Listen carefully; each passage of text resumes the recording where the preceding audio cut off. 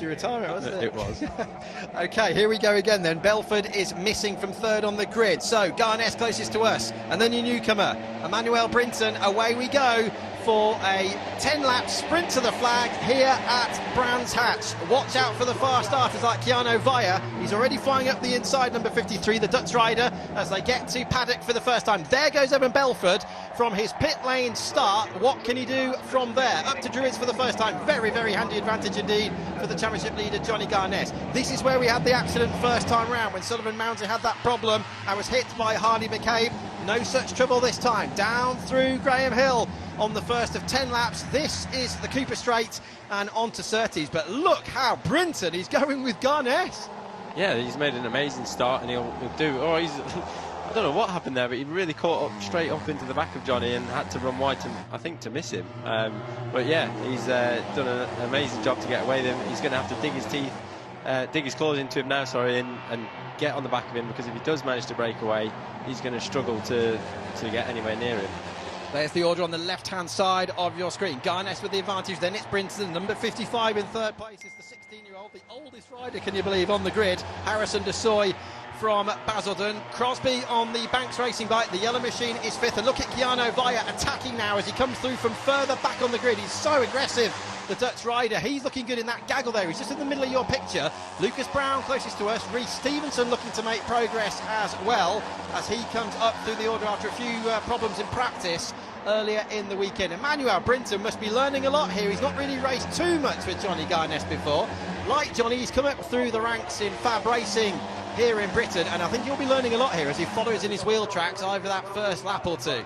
Yeah, Johnny's, just looking at it visually, he's using a lot more of the track than Brinton, and in the middle sector it looked like he was able to get away.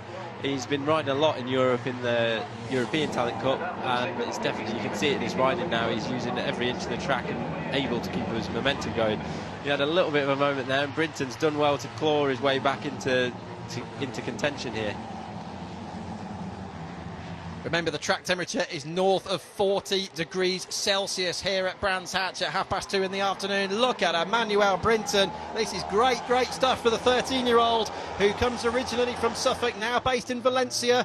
He's racing for none other than the Estrella Galicia team, the Mondau Competición team run by Emilio Alzamora over in the European Talent Cup. Moved out to Valencia a couple of years ago. This is his first of two wildcards. Thruxton's the other one this season. Now, this is Harrison de Soy, and he's lost that third place. His namesake, Crosby, goes through, moves across on him. Carter Brown, number 74, is in fifth place. Roosebook's up there, and Harrison McKay as well. Stevenson's made a decent start. Lucas Brown lost a few off the line. Round the back of the circuit now as we come up towards Dingledale and Sheen Curve, where we saw the phenomenal fighting in the British Superbike finale of 2011 between Tommy Hill and John Hopkins. And look, is that Crosby running wide there as they come out of Stirling's? I don't know whether he missed a gear or something. He's lost about 3 places, Taylor. Yeah, it's easily done there, because you rush in trying to pass people, or if you're in a little bit tight, suddenly you end up on the outside of the track and you lose your momentum, and then it hampers you the whole way down to the last corner as well. Oh, Keanu Vaya will use the lightweight advantage. They are absolutely locked together. But look at Roosebook charging through as well. Brilliant fighting going on here. They're nearly 3 seconds between the two at the front, Garness and Brinton, but 84 now making the running. That's 14-year-old Matthew Roosebook right up there. This is his best ride of the season so far for sure.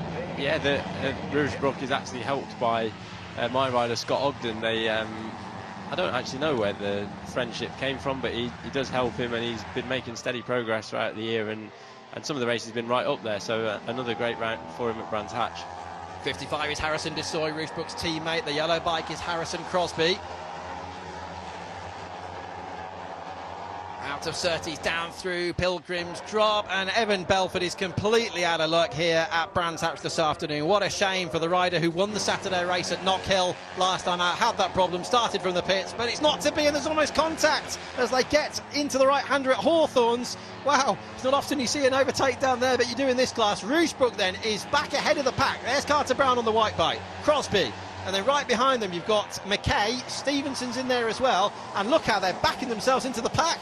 Yeah, you can see how quickly it all bunches up when they do start fighting like this, and when you do get past, you see there Carter passed someone, and when you do get past, it messaging momentum up for the next section of the track, and someone else can get past you, and you get this bunching up effect where they're constantly back and forth.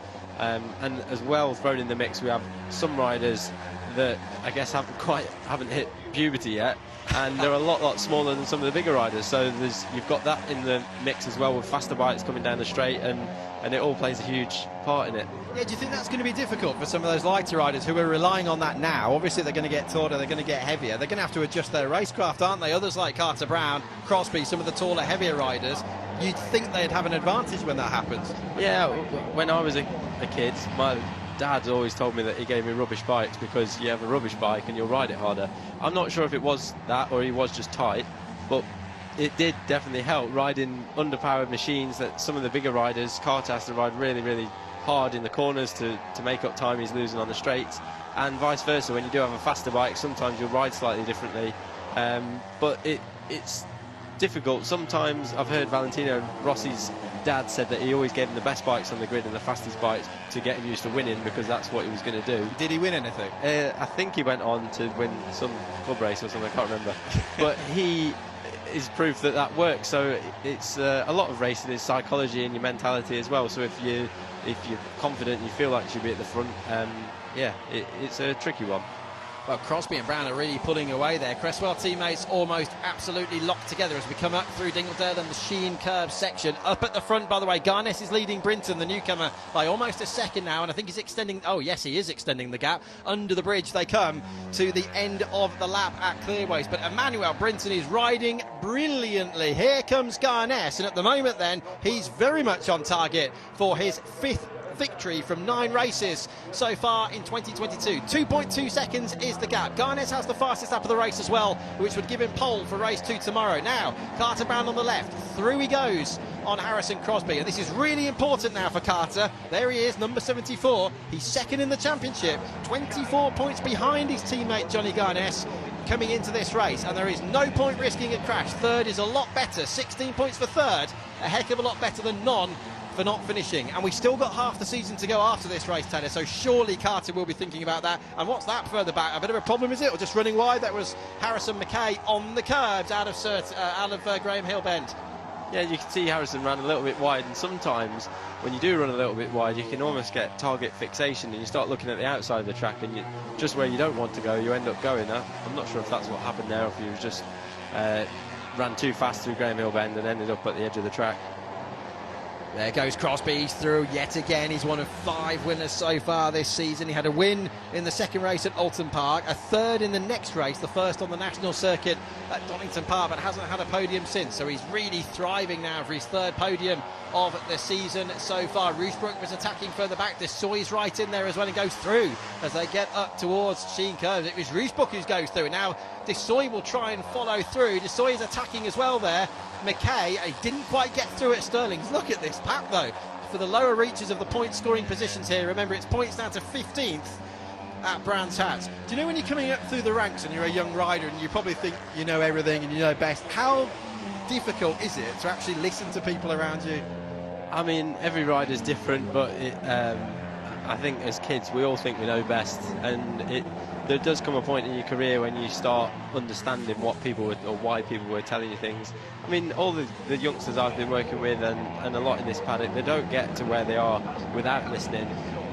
But yeah, sometimes the son or daughter and parent dynamic can be detrimental, because if the child doesn't listen to the parents at home, you get them to a racetrack and they're not going to listen here. So sometimes outside help is quite good, because you get a different view on it, and sometimes kids respond better to that. So yeah, again, it's another thing that you have to think about in these youth classes that you don't really think about in the bigger classes.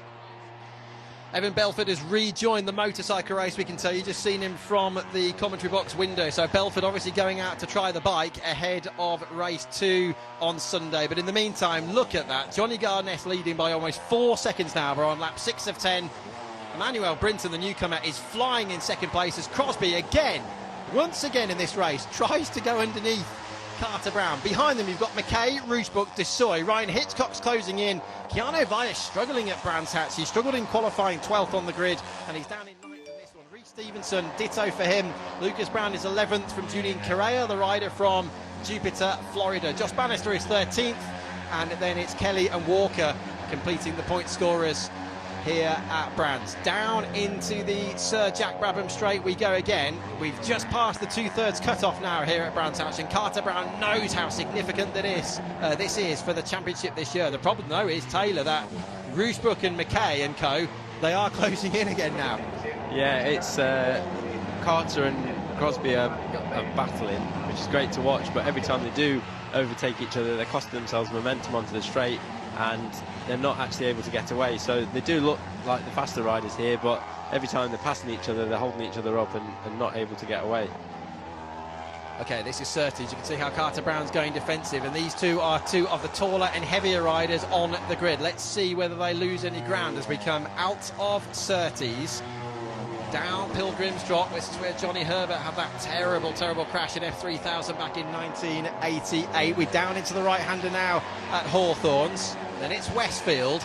I would normally say it's one line round here, but it's not, is it, in the Talent Cup? No, we've seen every single inch of this track being used at every race we've had so far this season. It's amazing how they do find different lines. And on smaller bikes, it's less crucial when you're in a battle like this. You can afford to be a little bit wider. You get sucked in the slipstream on the straight and it pulls you back into the battle. So I just noticed one thing that I forgot to mention earlier. Being a taller rider in this class, the one advantage it does give you later on in your career is learning how to get tucked in. You see Carter and Crosby here, because they're taller, they have to really think about being aerodynamic. So you see straight away there, they jump in to get tucked in. When you're a smaller rider, you can afford to be a little bit lazy, and sometimes it's actually more difficult to get tucked in when you're small because you can't move about the bike as much and you can't pull your elbows in. So although at this stage of your career it's a disadvantage being taller and bigger, the one example that stands out for me is Leon Camier. If you looked at him in the last part of his career, he's more aerodynamic than anyone, and it's it's a good thing that they get to practice that. This is the left-hander at Graham Hill Bend along the Cooper Straight. I'm very pleased to say there is very good news. Sullivan Mounsey has been checked out at the medical centre and been declared fit as Desoy goes up the inside of Roosbrook. Roosbrook is pushing here for his first ever podium. Desoy has won earlier this season. So let's have a look at the incident that caused the original red flag to this race. Sullivan Mounsey made a great start. You can see him slowing there. Boom, contacted by Harley McCabe. Bailey Stewart Campbell had absolutely nowhere to go. Look at McCabe into the barrier on the left-hand side. Total chaos on the opening start of this race here at Brands Hatch, and it is a minor miracle that everybody you're seeing involved in this incident has escaped major injuries. Slowing, Mounsey just puts his left-hander, but it was too late by then. Into the barrier goes McCabe. Stuart Campbell had nowhere to go, and others having to take evasive action on the right-hand side, and several went off onto the grass on the outside of Graham Hill Bend. Taylor McKenzie, that is a minor miracle, as I say, that nobody was badly hurt there.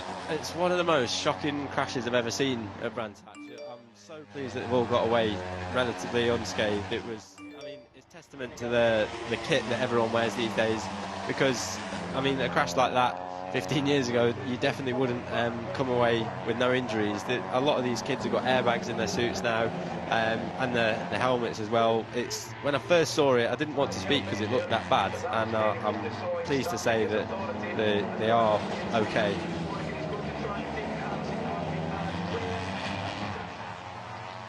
Brinton's gone down, I think. I think Brinton might have just crashed out of second place at Druids. He has. He was in second place. Carter Brown and the pack were closing in on him. And can you believe it? On the penultimate lap of this race, Emmanuel Brinton, who's come across from the European Talent Cup, his first of 2 wildcards in the British Talent Cup this year. He was doing everything right in second place. A brilliant qualifying on the front row. And with just less than 2 laps remaining, he's got it wrong at Druids. And this now becomes the fight for second place, and Carter Brown, can you believe it? He would only lose 5 points to his championship leading teammate Johnny Garness. Taylor, you have to feel though for Emmanuel Brinton, what a shame. Such a shame. At this stage in the race, it's a real shame. His last lap, I'm just looking at the timing screen, was actually slightly slower. He lost a bit of time. But yeah, I'm gutted for him. He's put together a really good weekend up until this point. Didn't deserve that at this stage in the race. Whether he had a problem, I don't know, because his last lap was 1.3 seconds slower than his fastest lap. So yeah, a real shame. So, up into second place as we come through towards the final tour here. Johnny Garnett, as you can see at the top left of the screen, leads by nearly 8 seconds. There's the grid for tomorrow's race, courtesy of today's fastest lap. So although Brinton's out, at least the consolation prize is he's on the front row again for race 2 tomorrow. But this is the 10th and final lap. Garnett leads, he's up the road. Second is Carter Brown here on the white bike. And look at this fight going on. Roosbrook, 84, on your left, has never finished on the podium before in the Honda British Talent Cup. Crosby certainly has. Is Roosbrook be able to pull this off? And behind, waiting in the wings there, is Harrison Desoy. Yeah, it's a tense battle, and I think Desoy could just pick up the pieces if this does get any more heated. But Crosby's been excellent so far. He's been chasing Carter around, and now that Carter's just managed to break clear on this last lap, he's got enough of an advantage onto this straight that they won't be able to catch him. But yeah, it's going to be a real good battle into the last few corners for third place. Roosbrook, the Dutch rider, 14 years old, on the Microlise Cresswell racing bike. Also, like Brinton, lives in Valencia, but he's lost his podium if it stays like this. Harrison Crosby goes through. Now, what's Roosbrook going to do? Does he know it's his teammate behind? Does it matter? Of course it doesn't. He's trying to close in again on Harrison Crosby as we come around the quick stuff, around the back of the track. Garnett is near almost 8 seconds up the road now. Carter Brown's on for second place, barring any errors or problems. But what can Roosbrook do about Harrison Crosby? Into Stirling's for the last time. He's got to punch up the power. What can he do on the run down to Clearways? This man certainly doesn't need to attack or defend. Absolute dominance. Johnny Garnett comes through. The first half of the season is over, and it's his 5th victory from 9 races at the start of 2022. Look at Carter Brown. He's on the defensive now. It's Brown and Crosby side by side for the podium positions. Who's got second? Crosby over the line is 1/1000th of a second ahead of Carter Brown. Roosbrook and Desoy completing the top 5, and they're still racing further back as Lucas Brown